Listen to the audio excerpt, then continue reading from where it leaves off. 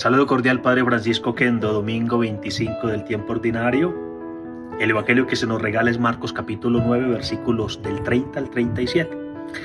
Saliendo de allí, iban pasando por Galilea y él no quería que nadie lo supiera, porque enseñaba a sus discípulos y les decía: el Hijo del Hombre será entregado en manos de los hombres y le matarán, y después de muerto a los 3 días resucitará. Pero ellos no entendían lo que decía y tenían miedo de preguntarle.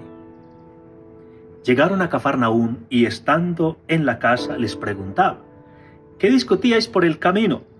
Pero ellos guardaron silencio, porque por el camino habían discutido entre sí quién de ellos era el mayor. Sentándose llamó a los 12 y les dijo: si alguno desea ser el primero, será el último de todos y el servidor de todos.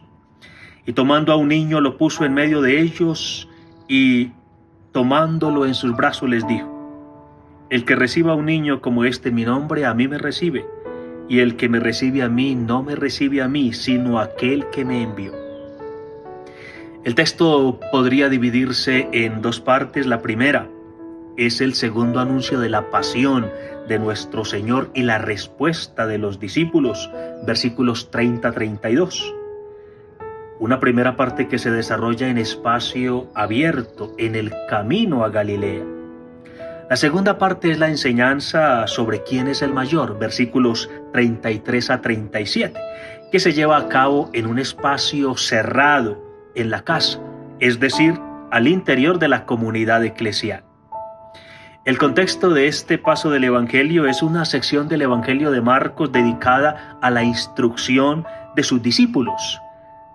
Marcos capítulo 8, versículo 27 hasta el capítulo 10, versículo 45. Una sección del Evangelio que está estructurada alrededor de las 3 predicciones de la pasión.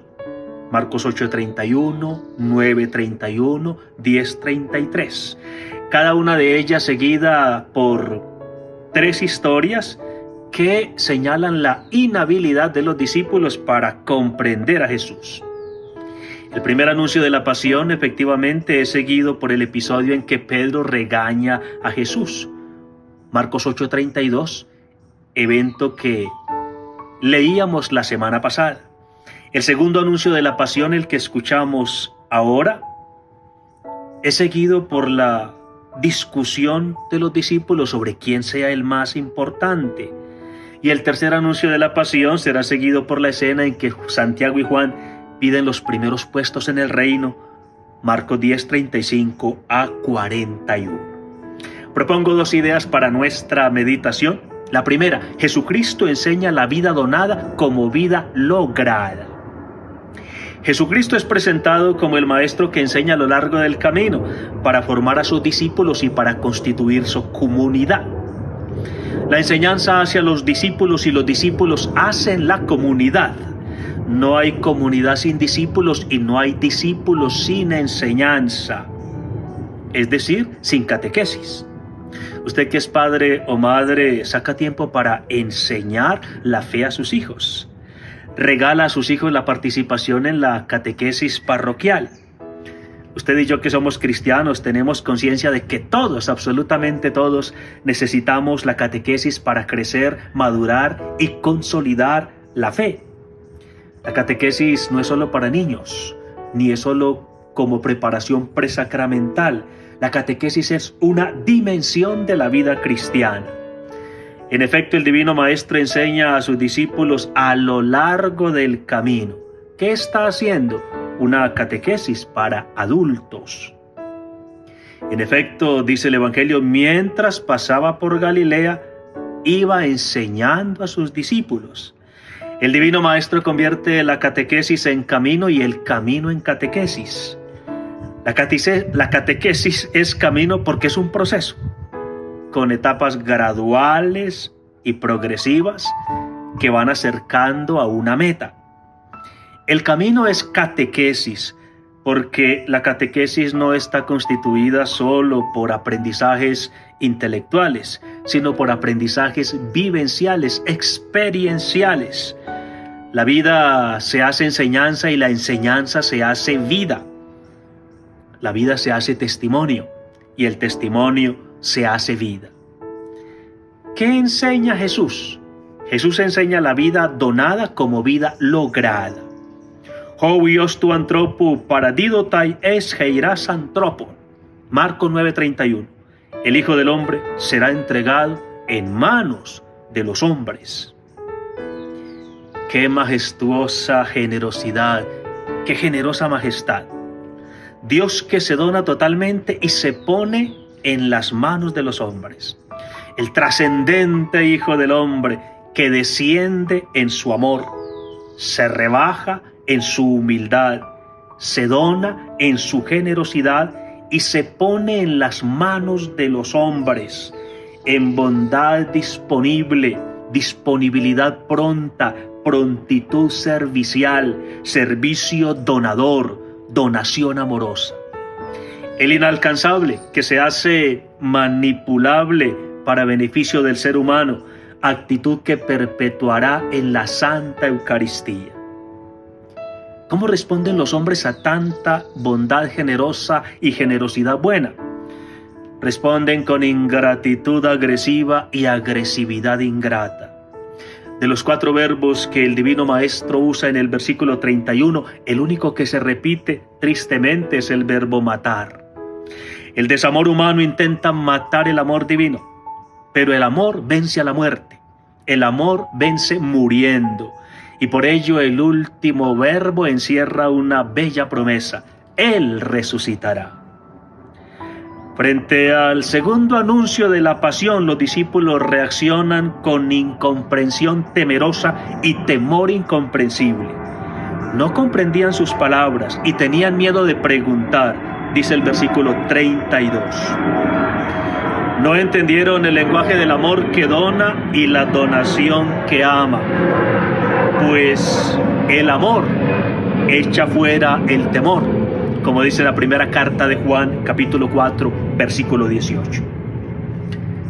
Segunda idea, Jesucristo enseña la verdad grande, la grandeza verdadera. Estando ya en casa, en la calidez del hogar y de la comunidad, el Divino Maestro pregunta a sus discípulos de qué discutían por el camino, a lo cual respondieron con el silencio culpable y la culpa silenciosa. La vergüenza les cubrió el rostro del corazón, pues el tema de discusión había sido Tismeison, ¿quién es el mayor? ¡Qué incomprensión tan grande! Jesús propone la humildad de una vida que se dona a favor de los demás, y ellos discuten sobre la ambición de estar por encima de los demás. ¿Qué hace Jesucristo? El Divino Maestro se siente y se sienta cual Divino Maestro. Llama a los 12, su comunidad, para enseñarle la grande verdad. Eitis telei protos einai, estai panton eschatos, kai pantos diáconos.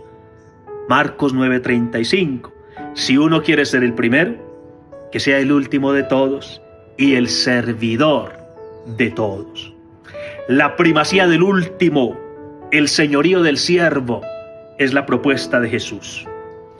Es humano pretender ser el primero, pero hay un modo cristiano de lograrlo: hacerse último y vivir la ultimidad como bondad servicial y servicio bondadoso.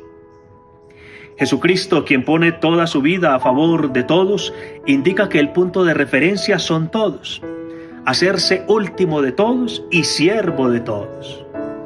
Hacerse último de algunos y siervo de algunos no es tan difícil, pero la propuesta es ser último de todos y siervo de todos.